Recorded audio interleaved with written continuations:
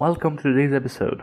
The Witness trilogy is an ongoing series written by Steven Erikson, which acts as a sequel to the Malazan Book of the Fallen. The first one was called The Gods Not Willing, and was released last year. The second one is No Life Forsaken, which is expected to come out sometime next year, hopefully. Recently, the author shared an excerpt from this novel on his Facebook page. And since it was pretty great, and also since one of us has a lot of opinions on it, we thought we'll have a proper discussion about it. We hope you enjoy. So we're working on the implicit assumption that if you're listening to this, you have probably also read the excerpt, because if you have not, you probably should not be here. That said, would you kindly start us off, Mora? Hi Lee, how are you? I'm doing pretty good. Yeah, did you like the excerpt? It's like a strong word. So, from a literary perspective, it's very good, and it's good to see the author explain their views and their work process. From a lower perspective, I absolutely despised it because it destroyed all my theories. But we're gonna get into that in a bit. So I will hold off on my strong opinions for the moment. See, we're all here just to listen to your strong opinions, so don't hold back. Okay, all right. So coming into No Life Forsaken, especially after the ending, the epilogue of The Gods Not Willing, with Ohms and the necessary reveals, and after having read the novels of the Malazan Empire by Ian S. Lamont, I had formed some pretty strong opinions, and I had fleshed them out somewhat in a text file, and I was planning on writing up some more things to support those opinions. And then Mora here actually set up an AMA with Erikson, and I had the option of asking Erikson a few things in preparation for my write-ups. And basically the answer was read and find out for basically every question I would ask. So I did. So this excerpt came out, and I read it, and turns out I was wrong on basically everything. So that didn't feel pretty great. First of all, Malik has an adjunct, which is not something I expected at all, for many reasons. The main reason is it didn't work out so great for her predecessor at all. The other thing is, Malik's adjunct doesn't actually have an Tataral sword, his bodyguard does. Now, it's not completely unheard of for adjuncts to have bodyguards. Lorne actually had 10 of them in Guardians of the Moon, and Davor had Tamber, and Lustara later. But basically every single time that there was an adjunct that we know of to the Emperor or the Empress, they wielded their Tataral sword, not their bodyguards. Which leads me to believe, or not me, I personally don't believe it. Others have speculated that Inkaras is actually a mage. Moreover, we have Fist Jalan Underfall, which I think Mora would be more than delighted to actually tell you about. Oh, aren't you? So, I took Inkaras a bit. I'll talk about him more later, but the excerpt doesn't actually start with Inkaras, it starts off with Jalan. Would you like to talk about Jalan? Because I seem to recall you were quite delighted with him. Yeah, I'm just asking, weren't you delighted with him? I was, but again, like I said earlier, it kind of ruined my theories, so I was a bit pissed. So you are not going to be happy out of spite? I mean... Right. Yeah, first, can we talk about the setting first? Alright. Because, I didn't expect the Witness trilogy to go all the way to 7 cities. Mm-hmm. And that's probably credited to Niflrog from Reddit. Mm-hmm.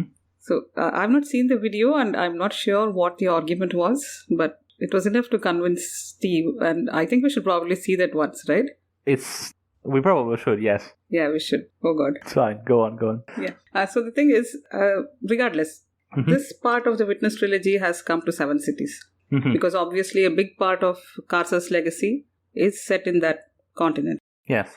And because of this setting, I still believe that Karsa is not going to show up even in this book also. So I think we're all still, 50% on it. He might show up, he might not show up at all. In his trilogy, he might just come at the end and, it could be something anticlimactic, which will make sense for somebody like Steve to write. So anyway, the setting is 7 cities, and right now it's still under Malazan Empire, and obviously we know that it has a proper ruler now. Do you have any opinion on the ruler? Now, you may recall, yeah? I took the time and effort to note down all the different fists that appear in the books. Yeah. Gdanispan was not actually among the list of fists that were in the Malasan Empire, because Gdanispan overall was a fairly small city. And basically every time that we actually see it, it's either burning or in the middle of a rebellion. So it didn't exactly have a centralized command. And now here comes Steve and says, oh yeah, you know what, actually this city has a fist as well. So you're saying you've never seen a fist before in that city? No. Okay. So this particular fist is peculiar because he's a native. That's one thing. He evidently was a child soldier, as Incaras calls him, in Corvolodom's army, in the Dog Slayers. Yeah. Which is interesting because I don't think we actually ever learned of any child soldiers in Corvolodom's army. Presumably none from his actual legion, what became the Whirlwind Legion. So maybe it's like the Dog Slayers in Raraku and not before.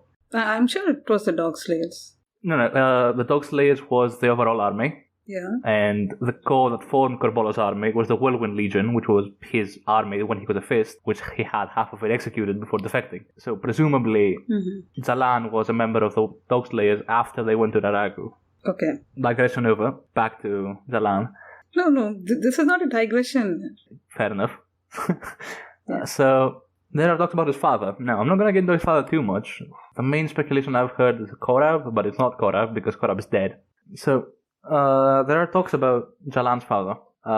He says, I think, I'm not sure who says it, but either the adjunct or Jalan himself say that he was a trusted lieutenant of Corvolo. Yeah, it was all the adjunct telling this. Yeah. That he was one of the trusted commanders, son of a trusted commander. I don't know of many commanders of Corvolo Domes because I'm pretty sure they all died. I'm fairly sure they all died. So I don't actually know of any specific ones that would not only live after the Battle of Raraku, with the Dog Slayers being destroyed by the spirits of Raraku, and then going to Higatan and then being broken, as he says it, by Leoman's betrayal. Which, calling Leoman what Leoman did a betrayal is a bit of a stretch, but we're not going to get into that now. Okay. So I'm going to be frank. I have no idea who his father is. I don't think it's a specific named character that he was important in the Book of the Fallen. If he was, I'm pretty sure would have known who he was. Yeah, I don't actually know. Have you any idea who he might be? Jalan's father. I think my speculations have been killed because obviously I thought of Korab because he was the one who was most affected by Leoman's betrayal. So that's what I was thinking, but then it doesn't make sense because this guy is still alive, Jalan's father. So my speculation is it is some unnamed small-time commander, and it doesn't really matter because, the purpose is that he is a rebel son who has gone over to the other side and even taken up that name, Arenfall. And we have to talk about that name now. So yes, we have to. Again, assuming you've read The Ghost of Willing, a lot of that book, and basically the entire trilogy, right, deals with legacy. Yeah. A lot of the Ghost of Willing is about Karsa's legacy. And from this small excerpt, like 5 pages that we do have, it evidently deals with Aren's legacy and Coltane's legacy. Because we know from the epigraphs in The Ghost of Willing that Coltane has a big following in 7 cities, and a lot of cults dedicated to him. Much more than Kontali, which he's still regarded as a traitor, I think. Maybe he's not. Yeah, because of somebody's propaganda and all that. Now, I don't actually have confirmation. This is most of this speculation. Anything I say about Malek is probably speculation and should be taken with a grain of salt, because I hate the bastard. So that's not a grain of salt. That's a mountain of salt. Okay, a lot of salt anyway. So we know from a couple of epigraphs in The Gods of Willing that the cult of Coltane, the Black-Winged Lord that have sprung up in 7 cities, are not particularly liked among the Malatan military or the citizens of the 7 cities from the Malatan side, because they often get kidnapped and sacrificed symbolically to Coltane. That aside, we get a lot of interesting tidbits about 7 cities 10 years into the future. There's malaria in Gdanispan because Raraku is now an inland sea. Okay, please, I have to bring up this thing. Why the hell is it called a freshwater sea? Oh, come on. Since when are seas called as freshwater seas? It's a lake. And first of all, I just assumed that because it's a desert and it's sand, I thought it would be a saltwater sea, proper inland sea. Turns out it's a freshwater sea. I just hate that name. Yeah. But anyway, we have malaria and now we have mosquito-eating swallows and bats. Mm-hmm. And we also have Aaron outside the fall, which is the important bit. Yeah. I like how Steve stresses on Aaron's initial fall, which was to the Malayan Empire, right? Mm-hmm. With its Lanima. Well, actually, the empire fell, presumably to the Third Army under Whiskey Jack. Took Aaron using the Third Army and Second Army, and presumably the First as well, under Whiskey Jack and Dassam and stuff. Then after they continued conquering, Aaron revolted, and then the Tanimas went in, massacred the entire city, and then was the Chain of Dogs. So Aaron has a history of rebelling a lot and falling a lot, but the one time it didn't fall, it became a whole religious thing. So that was a pretty significant event. Mm-hmm. The way Coltrane and Duiker and the rest, the way they delivered all the refugees and made sure that Aaron didn't fall. And regardless of how he turned out, Blistig was the most important part there. He stayed back and held the city. Mm-hmm. So, all that is part of their legacy. We remember all this, and this ties in so neatly with the way Steve explained in the excerpt that we remember, and we have walked the chain of dogs, right? So we know exactly what happened. Mm-hmm. And it's so cool to see all these things carrying on and how much significance it's been given today. Yeah. Mm-hmm. Which then leads us back to Incaras, right? Because Jalan's out there contemplating on the balcony, presumably, of his fort, palace, and in comes the adjunct. Just 1 second. I think it's pretty clear where he's standing. I don't remember. Hang on. Okay, it says it's a palace that has been... It's a fortress palace. Okay, alright. I nailed it. First try. So, in walks the adjunct, which, like I said before, holy shit, that's an adjunct. So, setting aside my initial shock that now apparently Malik has an adjunct. First of all, Jalan dips his head, identifies him as the adjunct, his name is dropped, and then in he walks, and we get a description of him wearing a talaba, which is traditional 70s garb, but we also get a description of his arms, which are dusky blue, identifying him as Tapan, or Napan. I'm not actually sure which one is correct. He's not Napan, right? So, he's Napan origin? He's from Jakarta, which is Malas Isle, but he's Napan because he's blue. He's of Napan origin, yes. Oh, and I don't know, how would blue and magenta go together? It doesn't sound good. I don't know. It's the least of my concerns right now. Have you seen the guy? So... Yeah, I was just telling that if I had blue skin, I wouldn't want to wear anything magenta. It doesn't really match. Particularly important. Thank you. It is, yeah, because Steve makes a point that he's dressed little extra, This adjunct is not exactly as utilitarian as Lone or Davor was. I think he's more than a little extra. He just calls him like, okay, you can go now, beloved. He's like Gruff, but for an adjunct. He is not Gruff. It's amazing. Anyway, which is another interesting note, is that he doesn't appear to be wearing armor. Exactly, because he's not a swordsman. He has a captain, he has a bodyguard who carries his sword for him. So, what else is his value then? He has to be a mage. Does he? Yeah. I don't think so. I honestly don't think so. Then what is his value? Why is this guy an adjunct? Okay. I think we know anyway that Tataral actually counted as even Icarion's warrants because Graf put it in his armor when basically his entire squad is using Icarion's new warrant. Right? So, if at any point his bodyguard unsheathes his Tataral sword, suddenly Incaras is useless. He's just a walking meat bag. Yeah. So if he is a mage, he is very worthless as an adjunct. Okay. But that's an entirely different discussion for a bit later. So, as we said, in walks Incaras, which is the Emperor's adjunct. He's Napan or Napan from Jakarta, which is on Malas Isle. And there are talks about the ice caps melting pretty much everywhere, and not just on... Okay, see, the only thing this says is the winds were icy then, but it's no longer icy now. That's it. Don't tell me about ice caps melting and all. Okay, fine. They're not ice any longer, so something changed. Climate change, perhaps, if you will. Fine. Yeah. I don't actually know what Break Island is, I'll be honest. I don't actually remember where that is. Presumably it's near Malas Isle, but I don't know what Break Island specifically is. No matter. Oh, I didn't even look up. So.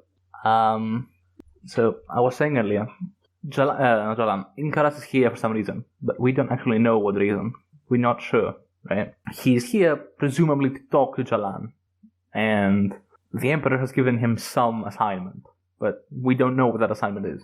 So, for one, he has come presumably to investigate a little bit and learn more about the fist that Narul's kind of plan. He's come unannounced also, or rather short notice. Oh, yeah. And he even says that the Emperor was a little bit terse when it comes to giving information, so he doesn't actually know what he's doing here and how much Jalan knows about him and Jalan's skills. He doesn't know about Jalan or what his deal is, and when he asks him about his nickname, which is apparently Blinker, he gives him a very practical demonstration of what that means. Yeah.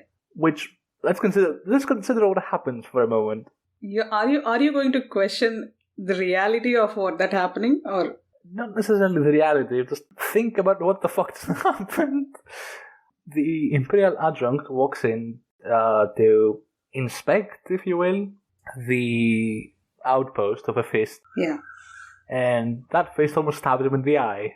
No, he didn't. He didn't? He particularly says that this was just a demonstration because as soon as something happens to the adjunct... Yes. The captain will be right behind him, right? Yes. So it's a standoff, so it doesn't really matter. He says he could probably kill him. Had I taken your life in that instant, Adjunct, your captain would have followed in the next. He could probably kill the captain as well if he wanted to. But he doesn't, because the point has already been delivered by him just almost stabbing him, and then, okay, well, that's that. But point is, he almost did, and moreover, he essentially threatens an Imperial Adjunct right then and there to prove a point. I'm not sure what the point is, honestly. So the point was that he can take out the adjunct and probably Malik is not even going to miss him too much or anything. He's just showing, it's probably like a power play to just show him his place. The adjunct tries to one-up him by calling him godless and, trying to put him down by saying that he was in the rebel army and stuff like that. So I think Jalan just wanted to get back at him. Could be. Right. So what else did it talk about? So, okay, he almost threatens the adjunct, and Inkaras is surprisingly calm with the whole idea. Like, okay, he just almost threatened him to kill him, and he's like, yeah, you know what? I wonder how the Emperor would feel about this. And then, after the demonstration, he's still a bit, okay, I'm here to talk to you, not kill you. And then he asks about the claw. Yeah, but did you notice... Yes, go on. Yeah, did you notice, just before the claw thing happens, he sends away the captain. So, do you think that's significant? It must be. I mean, I'm just assuming the captain is either ex-claw or something. Maybe. Could be, actually. It could also be possible that the discussion continues beyond what we see here. Yeah, obviously, but we can just go with what we have in front of us. Yeah, we could go on with what we have. So, assuming the captain's an ex-claw, wouldn't it be best to have him present and talk about the claw and why they haven't recruited him? Because the captain presumably would know that this guy has killed however many claws. That makes sense, but because Malik is too, he doesn't really share information, so I'm not sure. Maybe everyone is being secretive and... Don't laugh. Okay, sorry, this is not going well. No, I mean, okay, let's think about this for a bit. So... Assuming the captain's an ex-claw, I think it would have been best to have him in the room. So when Jalan says, I used to hunt claws down for a living, then the captain would know and be able to tell the adjunct. Instead, the adjunct sends him away and then asks about the claw. So maybe he's an ex-claw and the adjunct is secretive. Maybe he's not, and the adjunct sent him away to be safe. The point is, what I wanted to say earlier is he's fine mostly with being threatened and almost killed, but he's considerably less fine when he learns that Jalan used to hunt claws for a living. For many reasons. First of all, because he now realizes exactly how far Jalan's skills go, because the claw is supposed to be, I don't want to say unbeatable or incorruptible or infallible, because it's none of those things, and if anything, the adjunct should know this. But it does showcase how little, perhaps, the adjunct knows and how secretive Malik is. Because among the organization of the Claw, right, so, digression, think about Ralik Nom in the Assassin Guild of Rajasthan. Yeah. So he has his fight with Ocelot in Guardians of the Moon. He kills him, and then he's put in the not the adjunct house, the Azathe house. Then he comes out with all the hounds, and suddenly has a whole cult following around his name for killing one guy without magic. Kalam Mekar killed like a few hundred. Okay, not 100, but a few dozen at least. Yeah. And he was almost a clawmaster. So, if anything, people would know Kalam's name, and people would fear him or revere him. Instead, that is not the case. The only person that seems to know in the room that seems to know about Kalam is Jalan and not the adjunct. Yeah. Which tells me a few things. One, there's a chance this adjunct, unlike the other two, did not have claw training, which would be interesting.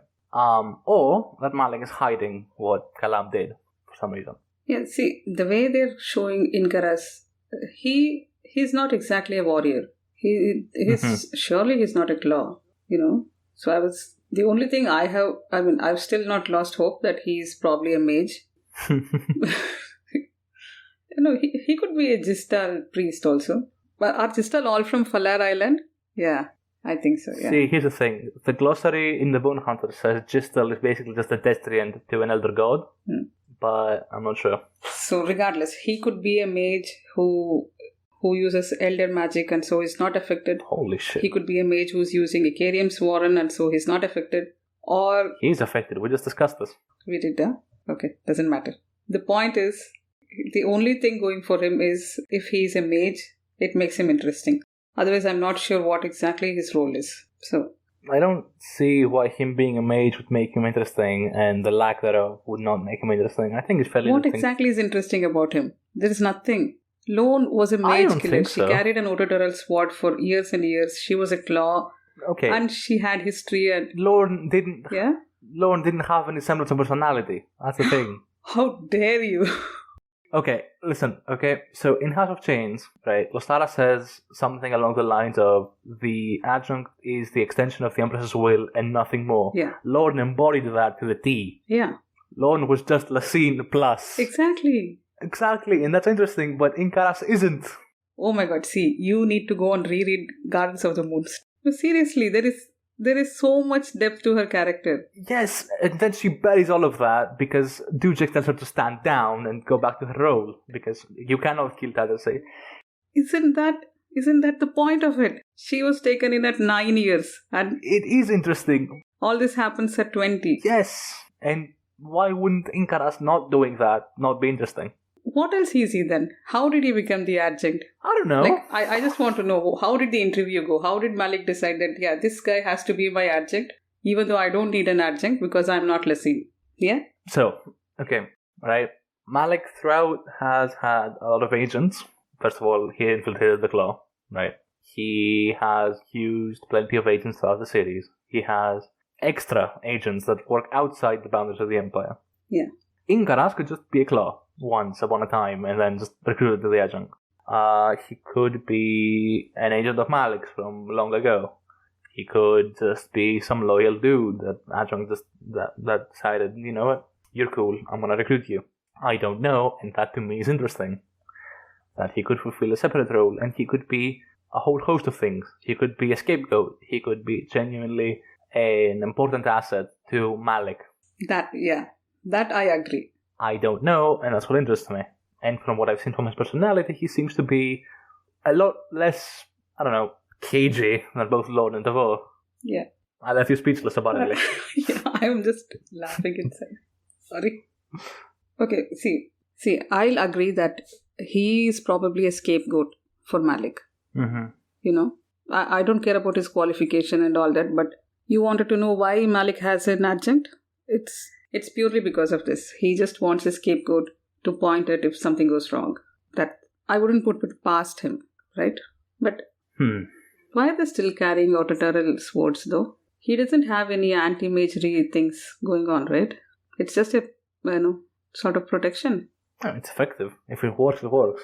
Yeah, so it's just purely for protection, not exactly to... I mean, Devore doesn't have any orders to kill mages on site either.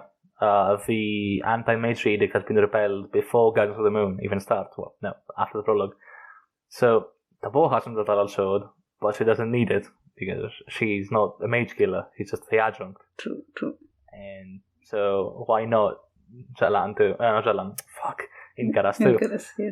I don't know if I agree with the scapegoat theory, because that is not Malik's character to use scapegoats, because usually he doesn't make mistakes. He doesn't need one. And if he has one... he would be the type of guy who would just have somebody in the back. Use it if needed. Yes, and usually that's his enemies, not his allies. He could just be indifferent to Incarus. He doesn't care about him. But then why make him his adjunct? Maybe he's very obedient. He doesn't question him. See, we know...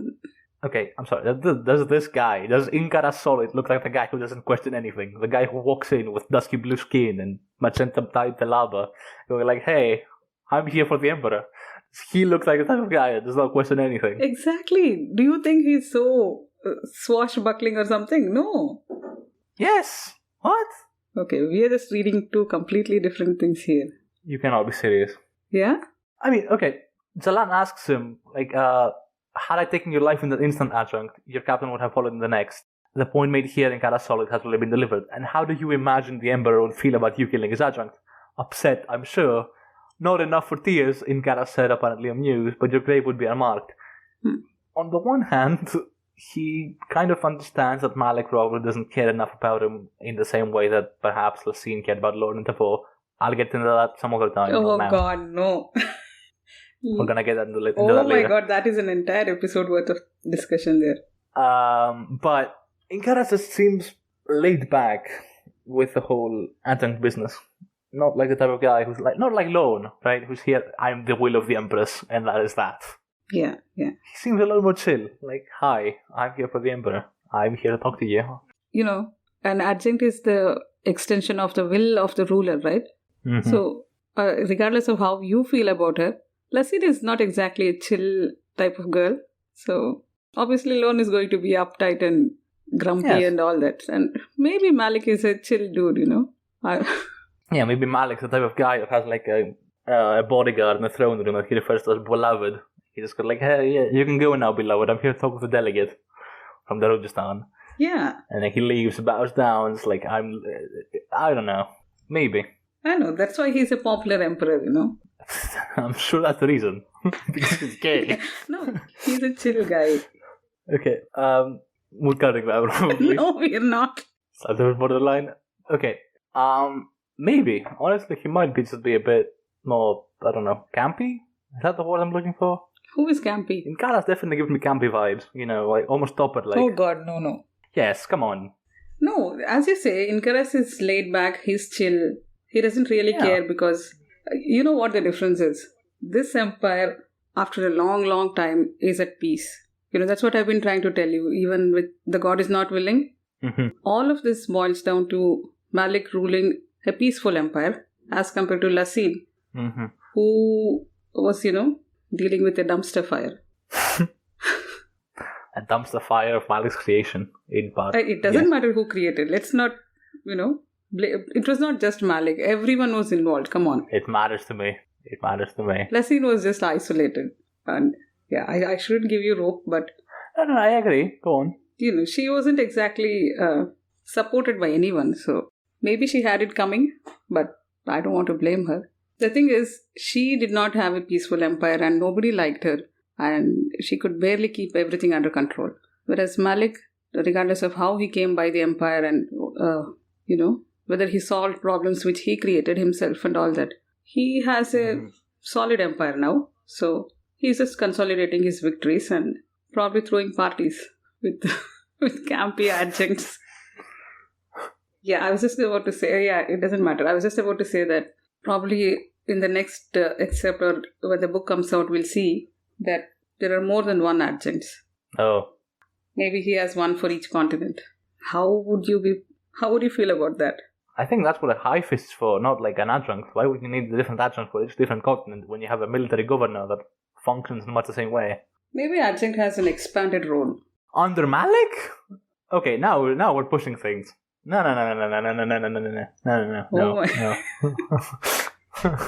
No. I'm willing to accept that he ruled a peaceful empire and that his empire is probably better than the scene. I am not ready to accept that the adjunct somehow has expanded powers under Malik. That I'm not willing to accept yet. Not yet. Okay, yeah. We'll just wait for the next Facebook page. Yeah, it's just like, you know what, Ajahn fucking rules the Empire now if he actually wants to. He has to, like, You are not ready to accept that. I'm not ready to accept that. Powers. Yes. No, not at all. No. Okay. That's where you're drawing the line. I'll tell you why. Because, first of all, because Malik already seems to have disbanded the notion of high mages. That position's gone, done away with. And now mages are instead basically everyone. Every Marine has some capability for magic. Except for Gruff, which is interesting. But that's a whole different Maybe kind Gruff of world. Let's forget that. The point is, mages are now dispersed into the squads rather than having 1 or 2 or 3 or 5 individuals that are really good at magic. So, what's interesting to me is not just that he has an adjunct and the Clawmaster, apparently, and what else is there? So, adjunct, Clawmaster, another fist, which I didn't know of. And not only is that fist a native to 7 cities, he's also a rebel. He's also the son of a rebel. He also seems to have a first sword. And that first sword is Grub. Grub, yeah. Excellent. We knew this from before, yeah. I have absolutely no clue how to feel about this, honest. I don't know how to feel about the fact that Grub is the first sword of Malik. Mm-hmm. Why is that? We get to see, because Grub fucking walked the chain of dogs. If anything, Grub should know what happened. Which, okay, you'll say, like Niflrog said, an empire of millions, not a commodity to play with, and the greater good and whatnot, but Grub doesn't need to return, right? He doesn't need to come back and go play first sword for the emperor that killed his family. Well, not he didn't, but he almost killed Keneb. Doesn't matter. Maybe Grub is looking past his own personal experience. Why? He's a good fit for the empire. Why not? He's just a good guy. Because he doesn't need to return. Because he's gone. Because the same reason Tavor doesn't need to, but he does. Because he's a decent guy who has good sword skills or something. And he wants to serve the empire, which is a peacetime empire. Which has brought some peace to his native continent. So why not? Why would he still be angry with the empire? Because it looks like everyone has become, what do you call that, integrated? Maybe. Mm-hmm. So the thing is, Grub is not bound by anything. He doesn't need to come back. He's off in Collands or something, last time we saw. There's a very good chance that Tavor might never return the page. She's just done, which makes sense. I think he confirmed in the AMA that Tavor and Icarium are not coming back.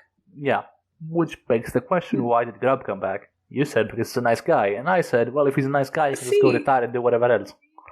Oh god, isn't Grub already in some epigraph somewhere? Yes.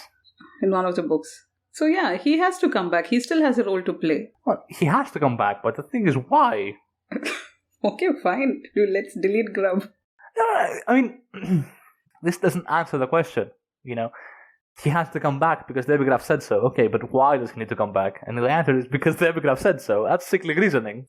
No, see, I'm just saying that there is no reason for Grub to not come back. Why can't he join the empire? Because that seems to be the pattern here, right?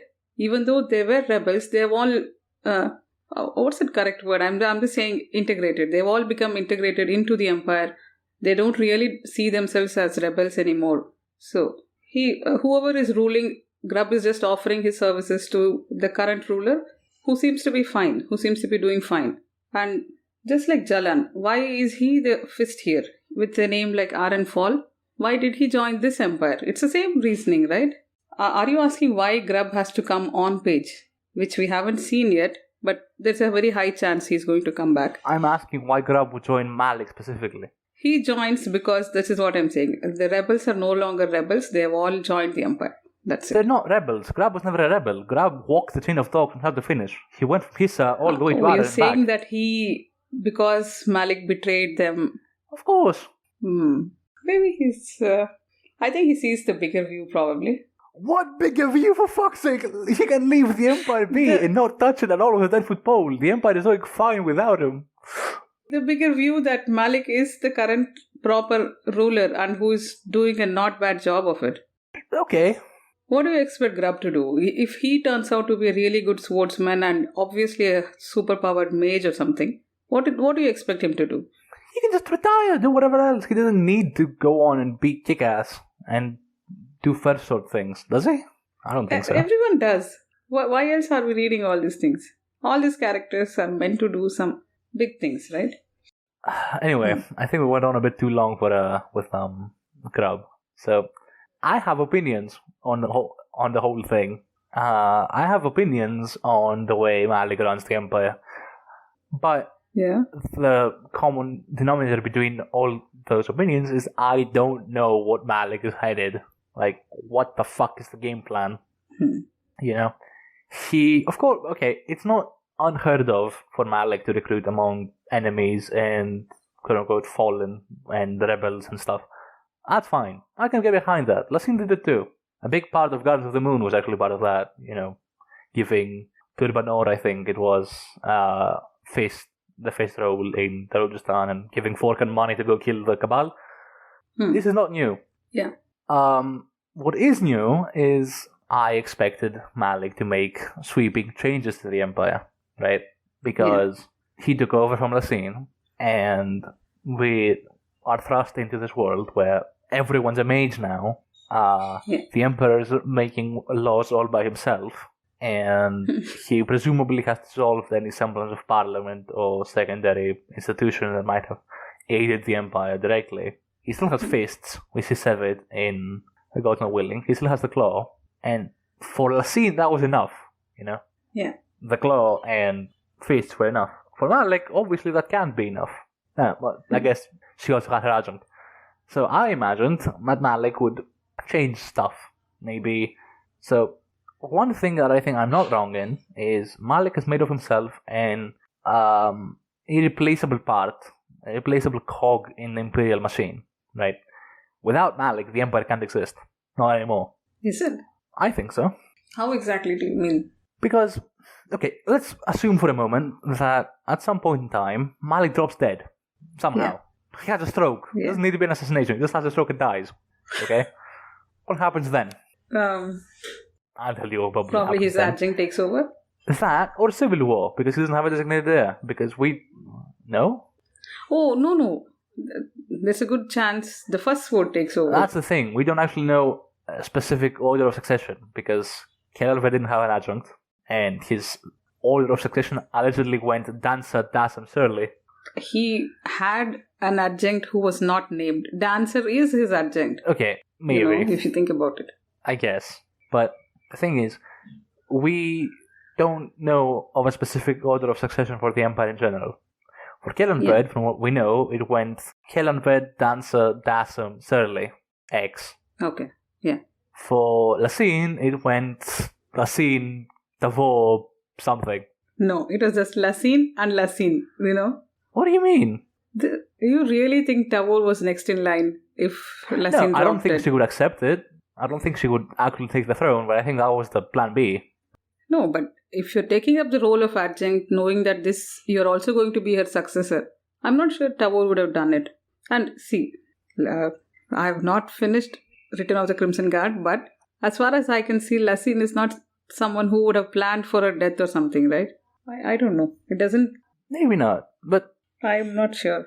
That only serves to reinforce the notion that there is no established order of succession. That the throne does not necessarily go to the Imperial adjunct. Which in turn means that we don't know who takes the throne if Malik dies. So, just like Laseen, someone's going to kill Malik and then they're going to take over. Okay, I said hypothetically. Listen. I'm listening. Now, go on. Sorry. So, Malik is being cautious. That's what he's doing. He knows that he's going to die. If not old age, then he's going to be killed by somebody who wants the throne. And he's just making sure that he's keeping everyone happy. And nobody needs to grab the throne from him because he's doing an excellent job. I think that's his game plan. Right. But like I said, consider the fact he dies from a stroke. Right. He just has a stroke. He dies. He falls off a cliff or something. Accidentally. Totally, it wasn't me. Don't look at me. How many ways of his death have you been imagining? I haven't imagined it. It's a hypothetical because I don't think he'll die from old age because I'll be lame. Right? He just drops dead one day and suddenly, civil war. No. I think if he were to die under conspicuous circumstances, there might be civil war. Yes. So, in that sense, without Malik, the Empire might go to shit. But that was true for all the others too. At least it was true for Laseen too. Well, no. So, technically, no. How does it matter? I guess it didn't have another succession in place, and it did kind of go to shit. But anyway, the circumstances of Laseen's succession were interesting, because she basically everything that could revolt had already revolted, so she didn't really have to deal with anything else after her death. Well, obviously she dies, so she doesn't have. Anyway, the successor didn't have to deal with anything else because everything has revolted already. But for Malik, that's not the case. Malik dies, everything goes to shit because Malik has set up the laws. Malik has set up the claw. Malik has set up the fists and the governors. Malik has set up the laws of his edicts and stuff, which we know of one, but that's the fifth one in line of many. One of them might deal with the other succession. Like, after me, the next ruler will be decided by a battle royale where 100 people are put in an arena and just kill each other, and the last one standing is to be emperor. I don't know. The point is, Malik basically has made of himself an irreplaceable part in the empire, because without him, everything goes to shit. Yeah, I don't agree with that. Yeah, we don't agree with that? No. See, that's the way this empire runs, right? This is the way they have been running. There is just one guy at the top, and once he goes, there's nothing else to fall back on, right? That was the case for Kellenfed, not for Laseen. That's the problem. See, Kellenfed was, let's face it, Kellenfed had his family, right? Yes. Quote-unquote family. And so let's leave him out of this. But Laseen and obviously Malik don't have a plan. They don't have successors, and they assume they are going to stay on forever as emperors and empresses. So why would... It's the same thing. Okay, if they assume they're going to live forever, and they're going to rule forever, which they're not, but whatever, I don't think that's a proper assumption to make. But I'm just saying that they are in denial of looking at what's going to come next. That's all. I'm not saying that they believe they are immortal. They just don't want to look at what happens if they die. I don't think Malik's the guy to not think about the future. I do too, yeah. Malik at least might have some plan. But I'm not sure that he is indispensable for the empire. The way you're suggesting, I don't think so. He would have some plan in place, and he would have some safeguards. Like, if the first ward assassinates him, then the adjunct gets to kill the first ward, or, some sort of, something like a checkmate, that whoever has to succeed can't really kill his way to the throne. He would have some means to ensure that. And I'm sure. The question remains, how does that prevent civil war? I think if there is a clear-cut ruler in place, why would anything happen? Okay, you said if the first sword kills the emperor, the adjunct succeeds him. I'm just giving an example, yeah, but go on. If the first sword kills the emperor, rallies the army against the adjunct, kills the adjunct, then takes the throne. That's civil war. 1. 2, the army is split in half. Who takes out the adjunct here? The army, under the first sword. No, the first sword has been killed by the adjunct. What?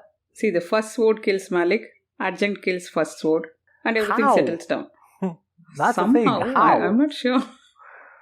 Well, that somehow is the civil war that's gonna fire if Malik dies. That's what I'm talking about. That's what I'm saying. Okay. Oh my god, this is going to be the utmost boring episode, Lee. We are just going to ditch this. Okay. How can you ensure that if someone kills Malik, that someone's gonna drop dead immediately? You cannot ensure that. That's not a thing. But even if it's not 100%, there is going to be some plan in place. Come on. Malik has enough brains to ensure something like that. Yeah? Of course there is. But I'm not sure if that plan prevents civil war. You're arguing against something that I'm not saying. What I'm saying is, Malik has made of himself an indispensable piece, and despite his plans, if he dies... I'm saying he's not indispensable. Nobody is indispensable in an empire. Bollocks. What? I'm sorry, but he is. Of course he is. Laseen was indispensable to her empire until she died, and then someone else took over. That's what is going to happen with him. Why do you think that... Why not? Oh my god, I don't even know what we are arguing here. I don't understand why you don't. Malik is a good ruler. He's doing a good job. Yes. And if he dies, somebody else is going to take over and continue. It might be a rough transition. There might be a civil war involved. But this is the usual way empires work. So it's not a big deal, or it's not some world-ending event or anything. Like, the empire will go on, It's not like the Malayan Empire is going to collapse, or 7 cities is going to start rebelling again, or that's not the vibe I'm getting here, right? I disagree. Rather, I don't disagree with the fact You that think 7 cities will try to go away, to go out of the empire if Malik dies? I don't disagree with the fact that it's not going to be a world-ending event and the empire will go on. I think the empire is going to be significantly worse off if Malik dies. And that's what indispensable here means.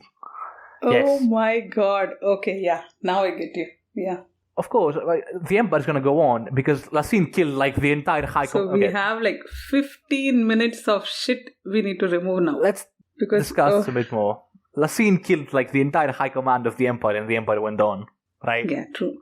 She killed Dasim, she killed Dancer, she killed Kellenfed, half the high command drowned, and the empire went on. If Malik alone dies, the empire will still go on. It's gonna go on in a shit way. And that's the thing. That's what I mean by indispensable. That's what I mean by he can't die because the empire will go to shit if he does. Mm-hmm.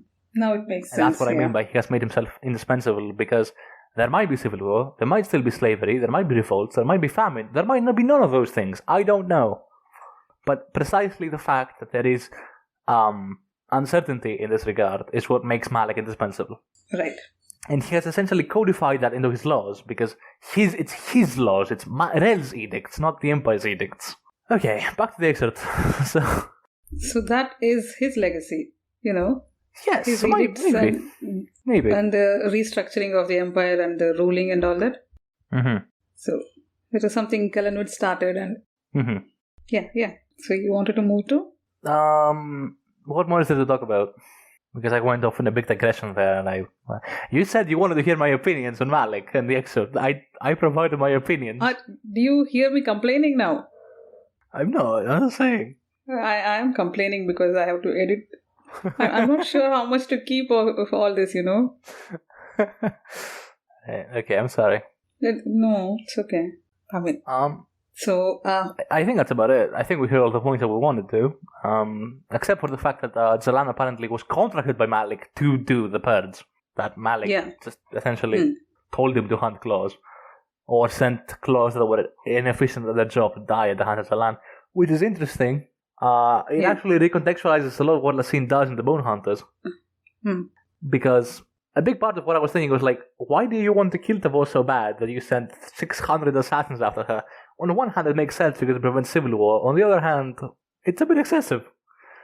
This puts it another way, in the sense that after Kalam and Apsar killed like 500 claws in my last city, suddenly the organization was a lot less shady. And perhaps a big part of Malik's organization and cult within the claw has been called away. Not entirely, because Malik's now on the throne, so something must have happened with them. But a part of it, like Zalan says, she could breathe easy for a time. And then in Kara's counters, like hardly at all. It didn't actually end up mattering, which it didn't, much to my dismay. But, well, do you have anything else to add before I go on more rambles? Because you evidently don't like that. What? No, I think we have finished discussing the excerpt. There's nothing more, I believe. Mm-hmm. But I want to talk about the last line of Steve's post, where again, he's tying it with the prologue of Gardens of the Moon. Yes. Where there's a commander and a second standing there and looking over a city and talking stuff. And the missing person is the child. And did he just invite us to be the child?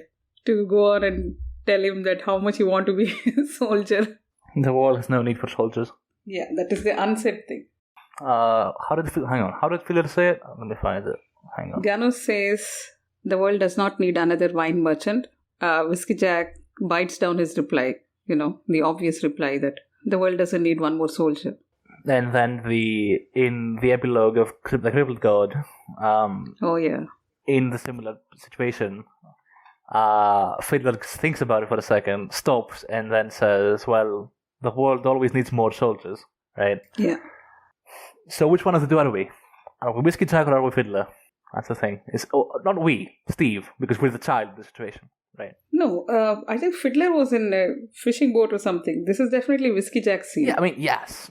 For the sake of argument, which one would Steve be in this case? Would he be a Fiddler or would he be Whiskey Jack? Would he tell him to not be a soldier because that's a That's a path for failure of what only failed people take.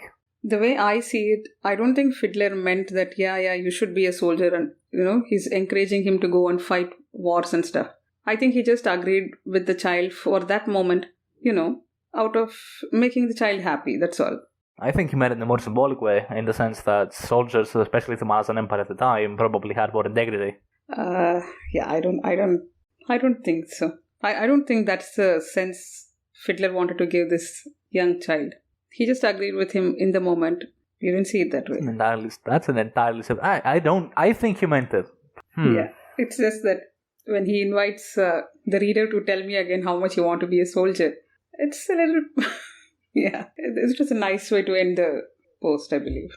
I think the only thing I want to add is the fact that Steve refers to this whole scene as basically a pissing contest, which I found hilarious. Yeah. But that's kind of it. Which, to be fair, it is. And Jalan wins it single-handedly, right? Yeah. He can piss furthest, he can piss so far he goes to the Lateral Sea or something. Oh, you so, disgusting. yeah, he's really good at this, apparently. He's very good at pissing contests. Can you just stop? So, yeah, I think we're done. I don't have anything more to add. Yeah. So, to conclude, what did we learn from this excerpt? Oh boy. So, first of all, Malik has an adjunct. That's one thing. The other thing is, Malik has a fist that's apparently a son of a rebel. Third of all, Malik is not above recruiting people that are against him, so he shows yet another shred of competence. Fourth of all, consequences exist to many events that you don't actually think about, like malaria in Famaraku, which is a freshwater sea. Yes. What else is there? Hang on. And the adjunct has a bodyguard, and the bodyguard carries the Ototaral sword, and we have no idea what is the significance of all these things. Oh yeah, we have absolutely no clue. That's the best thing. We don't know. This says us pretty much nothing.